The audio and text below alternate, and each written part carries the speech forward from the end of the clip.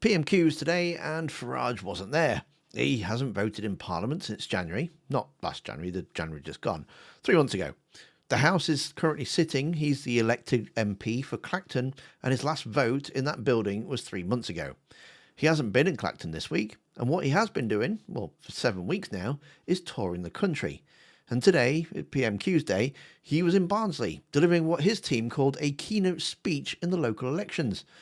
I've watched a lot of Farage's speeches. Way too many for my liking. But this one had something in it that I generally haven't seen before, so we'll get there. He opened the way he always does, the warmth of the reception. 7 weeks on the road, right across the country, Yorkshire, the North East, even the Shetland Islands.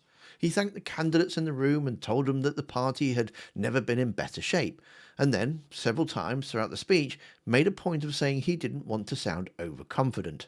And as I say, I don't wish to sound overconfident, but I genuinely believe that on May the 7th something remarkable is going to happen. And remarkable not as a one-off event, but remarkable in terms of the way that it reshapes British politics and changes British political history in a way that has never been seen in any of our lifetimes. That's him being careful not to sound overconfident about it. Labour's crumbling across every heartland it's ever held. The Conservatives won't be a genuine national party after the May the 7th. Starmer will be gone by the end of the month. And on the streets, the thing that people say to him the most, his words for it, the most common response is, "Please save us." Yeah, right, I'm sure they do. He does not want to sound overconfident, though. He certainly doesn't want to do that. Most of the speech was the standard campaign fare. Yeah, and I'm not going to pretend that Reform aren't going to do well on May the 7th. They really are, unfortunately. But interesting section came when he got to the Mandelson story, which, for the record, we know is a genuine political story that's currently doing the rounds, and we have covered some of it on this channel. Farage has his own version, though. I mean, the idea that not only does he put Mandelson in, and don't worry about the vetting, just rush it and hurry it, but that Matthew Doyle, who had to leave government, I mean, Mandelson's relationship with a paedophile was a problem, although I suspect the relationship with China and Russia was an even bigger security problem, frankly, if we get down to it. And then we get Matthew Doyle, another senior Labour figure, with a relationship with a paedophile, who suddenly is going to be rushed into a position somewhere, you know, a diplomatic position somewhere. As someone said, it's a good job Jimmy Savile's not still about, you know. Okay, so 2 things. First, Farage's characterisation of Matthew Doyle is his characterisation, not a neutral account of the facts. Doyle had the Labour whip removed after it emerged that he campaigned on behalf of a friend who was charged with possessing indecent images of children. He apologised. You know, it's a bad story. But a senior Labour figure with a relationship with a paedophile is doing a rather lot of work rather than a lot of liberty, and I'm not going to pass it on as established fact.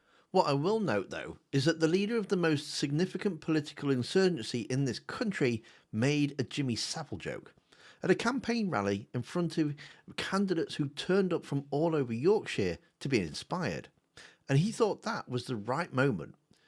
If you're new here and this is the kind of accountability content that you want more of, be sure to hit the subscribe button and give the video a like as well. It certainly helps out.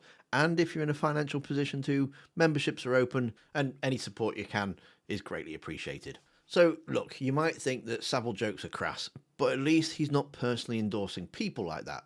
But this is Nigel Farage, the man photographed grinning next to Andrew Tate, at that point under investigation for human trafficking, who then went on a podcast and called him an important voice who gave emasculated young boys perhaps a bit of confidence at school. The man who, 2 months after an Irish jury found Conor McGregor civilly liable for rape, stood next to him at the Trump inauguration for a photo. McGregor later appealed his verdict and lost, unanimously. The Court of Appeal's own judgment referred to him as the man who raped her. The photo was, after all that, already in the public domain. And then there's Lucy Connolly, who pleaded guilty to inciting racial hatred, whose post called for asylum hotels full of men, women and children to be set on fire, and full of the bastards. who Farage put on stage at his own party conference, hugged in front of the cameras, and then flew to the US Congress to champion his free speech case. She was introduced that night as Britain's favourite political prisoner, and his closest political ally is the man on tape boasting about grabbing women by the genitals. But yeah, Labour's the one with the judgment problem. Then, after a few minutes later in the speech... Yep, I repeat the point. If we vote Starmer, if we vote Reform, sorry, not going to vote Starmer, are we?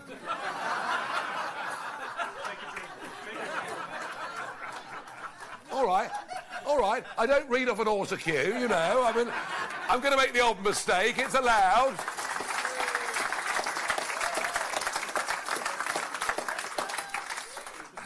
I'll try again, shall I? Well, he did spot it immediately. I mean, the room laughed and he made a joke about not reading from an auto cue. It is kind of funny, I suppose. It's the kind of thing that happens when you've spent 7 weeks doing the same circuit, so doing the same speech in the same rooms, and somewhere in the back of your head, the name you're reaching for is the name you're trying to avoid to have quickly switched places. But the line I keep coming back to was this one. Which is why a couple of weeks ago, when he point blank refused to answer my question, I got up and walked out and felt all the better for it, I have to tell you. He walked out of Parliament and felt great about it. He's proud of it. He's telling his candidates it's an act of principle. This is the man who hasn't voted in Parliament since January, hasn't bothered to turn up for any debates this week in Parliament, who isn't in his constituency, well, hardly ever, and who spent 2 months in seats of other people's constituencies telling them he's the answer. That's the permanent contradiction at the centre of all this. The speech about giving communities a voice, delivered by someone who isn't even bothered to be there for a voice for his own constituency. The promise of representation from an MP whose last parliamentary vote was 3 months ago. The walkout presented as courage when absence is the default. On May the 7th, Reform will almost certainly have a very good night. The predictions might even land. But the man making them made a Savile joke, accidentally campaigned for Starmer, and is most proud of the day he decided Parliament wasn't worth his time. And to see him lying about the NHS, well, you need to watch the video that's on screen now. Thanks for watching, don't forget to hit that like button, and I'll see you next time.